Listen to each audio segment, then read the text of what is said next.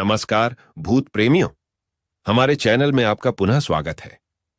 आज हमारे पास आपके लिए वास्तव में रोमांचकारी कुछ है। रोमांच और ठंडक से भरपूर हिंदी में एक वास्तविक भूत की कहानी के लिए तैयार हो जाइए।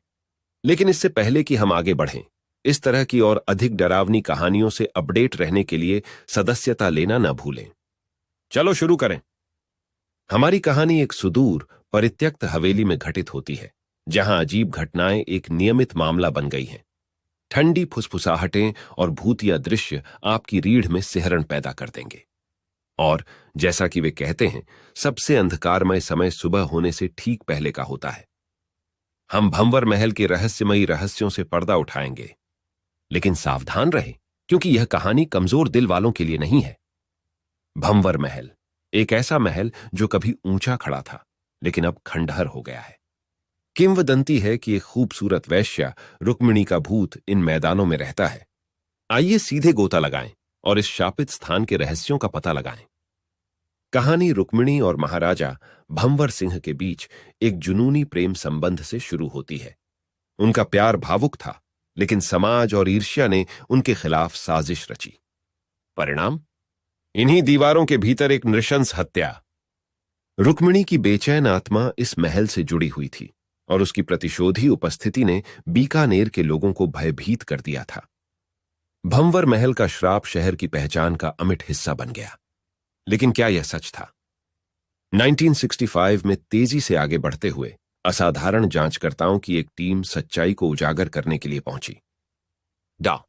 विक्रम मल्होत्रा और उनके दल ने भूत की कहानियों को खारिज करने और यह पता लगाने के लिए दृढ़ संकल्प किया था कि क्या भंवर महल वास्तव में प्रेतबाधित था। उन्हें जो पता चला वह रोंगटे खड़े कर देने वाला था। अस्पष्ट ध्वनियां, तापमान में उतार चढ़ाव और भयानक छायाएं वैज्ञानिक व्याख्या को अस्वीकार करती प्रतीत हुईं। लेकिन सबसे ज्यादा सिहरण पैदा करने वाला क्षण तब आया जब रुक्मिणी की भूतिया आकृति उनके सामने प्रकट हुई। वह असली थी। उसकी शोक भरी कराहें और ठंडी हंसी ने उनकी रीढ़ में सिहरण पैदा कर दी। उन्हें पता चला कि रुक्मिणी की आत्मा एक दुखद प्रेम कहानी से बंधी हुई थी, और श्राप अलौकिक नहीं था, बल्कि उसके द्वारा सहे गए दर्द का प्रकटीकरण था। डॉ. मल्होत्रा और उनकी टीम रुक्मिणी की बेचैन आत्मा को मुक्त करने और अभिशाप को समाप्त करने के लिए निकल पड़ी। अनुष्ठानों और प्रसादों के माध्यम से उन्होंने उसकी पीड़ित आत्मा को शांति दिलाने की कोशिश की। भोर में जैसे ही उन्होंने अंतिम अनुष्ठान पूरा किया, एक उज्ज्वल रोशनी ने खंडहरों को भर दिया। रुक्मिणी की आत्मा शांत हो गई और अपने पीछे शांति का माहौल छोड़ गई। अभिशाप हटा लिया गया और भंवर महल को अंततः शांति मिल सकी। यह सबसे डरावनी जगहों में भी शांति पाने के साहस, करुणा और मानवीय भावना की शक्ति की कहानी है। यदि आपने बीकानेर के केंद्र में इस रोमांचक यात्रा का आनंद लिया है, तो सदस्यता बटन को अवश्य दबाएं, ताकि आप रोंगटे खड़े कर देने वाली कहानियों और दिलचस्प रोमांचों से न चूकें।